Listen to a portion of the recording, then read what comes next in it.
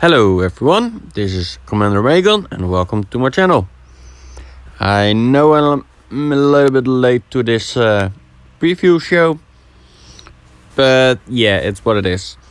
Let's talk about things are back on track right now. I will be talking about the other article in this video at the same time. There are a few more enjoyable experience in a game of Warhammer than blowing up your opponent's forces to pieces with a devastating battle tank, gigantic walker or gribbly beast. Yet some wily enemies will insist upon ruining your fun by bogging your otherwise unstoppable pride and joy down in melee until it grinds to a halt. No more. That's the basic premise. Now you will be able to, let's read the rule. A vehicle or monster model can make attacks with ranged weapons even when its unit is within engagement range of enemy units, but it can only make such attacks against enemy units that it is within engagement rate of. In such circumstances, when a vehicle and monster models can target an enemy unit, even if other friendly units are within engagement range of the same enemy unit. Note that a vehicle or monster that has more than one ranged weapon can still choose to target units that are not within engagement range of the firing model's unit, but they will only be able to make the attack with the weapon if all enemy units within engagement range of the firing model unit have been destroyed when they come to resolve those attacks.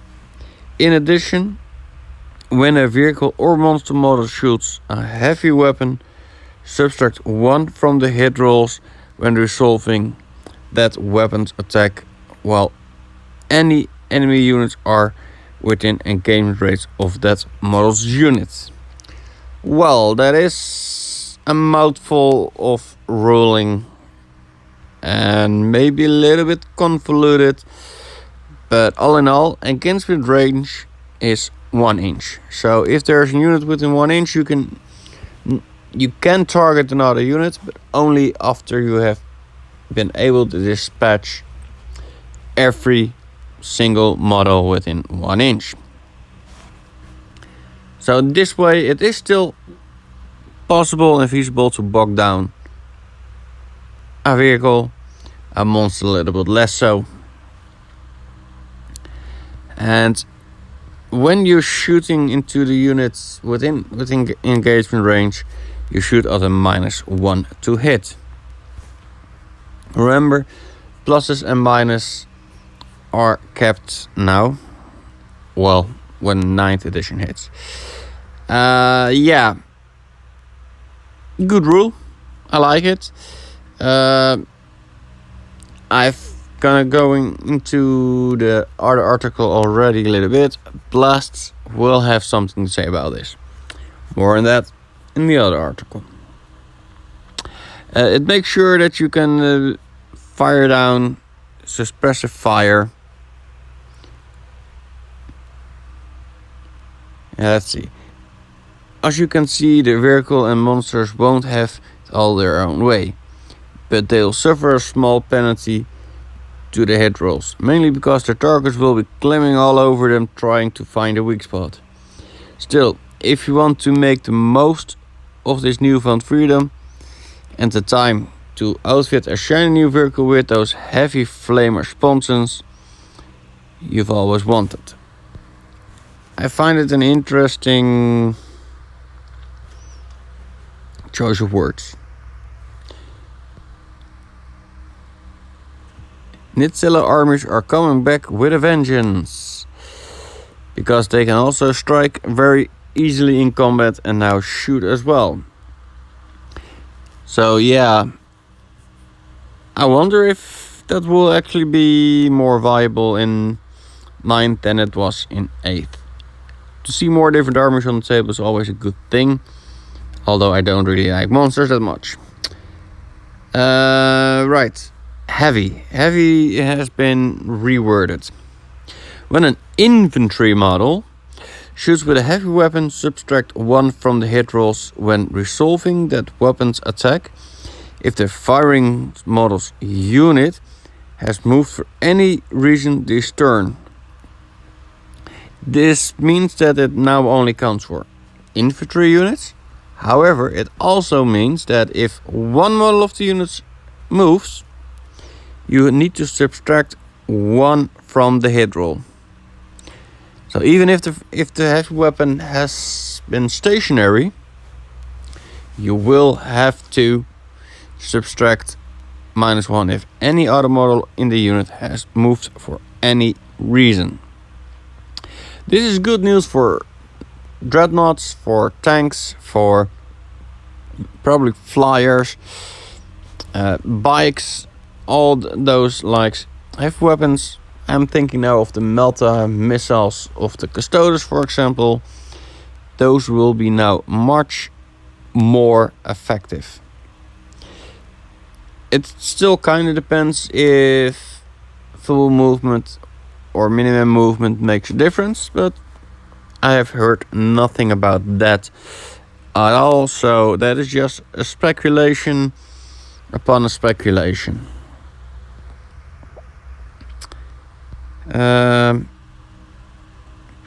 Other ball spewing, acid primordial, goop spraying, warp fire blasting alternatives are also available. Talking about the heavy flamer. Right, that was basically about that tanks can shoot into the combat where they are engaged in. And it doesn't matter if the unit that engaged them is engaged with another of your own units. So that's good. It gives them a little bit more fighting chance in combat. Having a blast. We've all been there. A numerous horde of Tyranids hurtling towards your army, but even as you line up your trusty ordnance weapon to blast a ruinous chunk from their ranks, you roll a 1 for the number of shots fired. Well, no more. The rules for blast weapons ensure you get the most bang for your buck when targeting larger concentrations of enemy troops. Blast weapons. Some have blast listed in their profile abilities. These are referred to blast weapons in addition to the normal rules. The following rules apply to blast weapons. 1.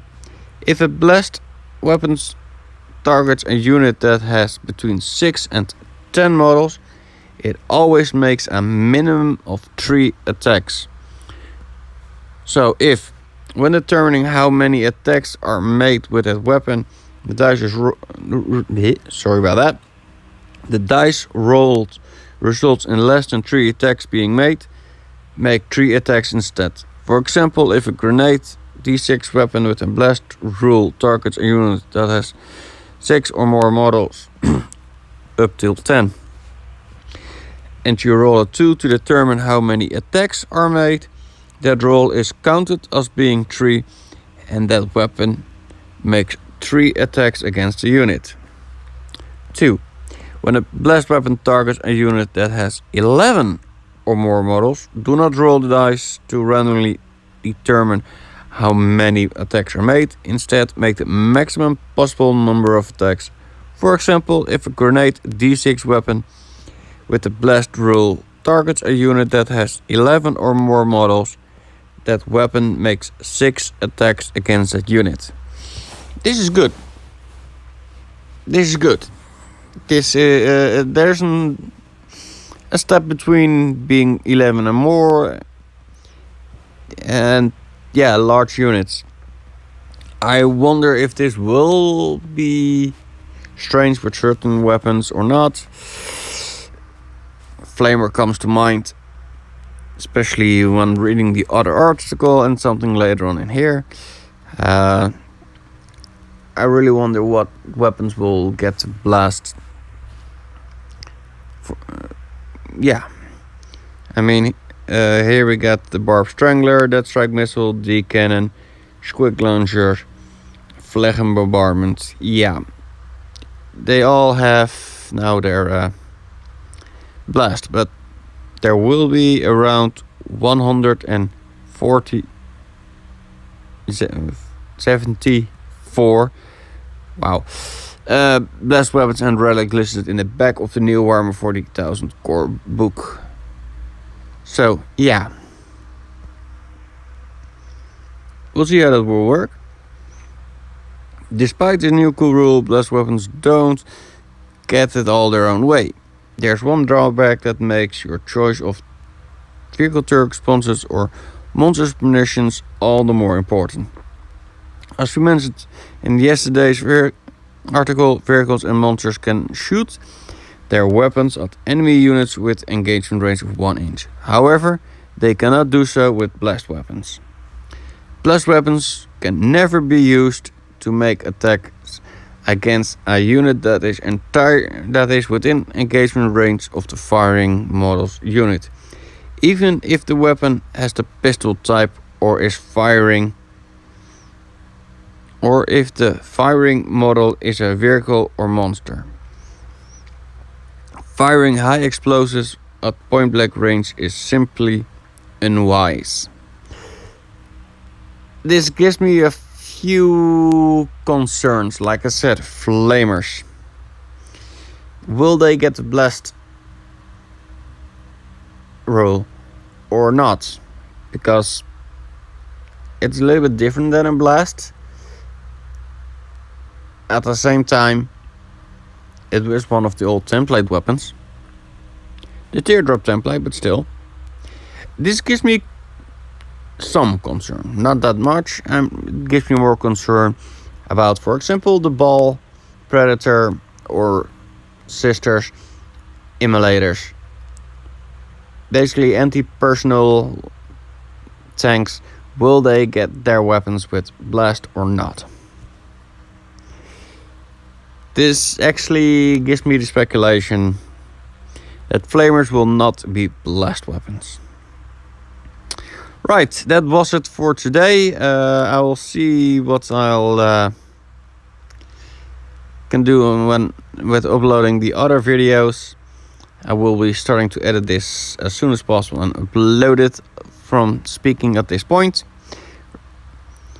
And probably by the time I can upload it, today's article will be up, and I'll probably be posting that tomorrow.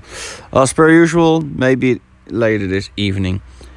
So sorry about the late delay. Work got in the way. Right, that was it for today. I hope you all well, and see you all next time. Bye bye.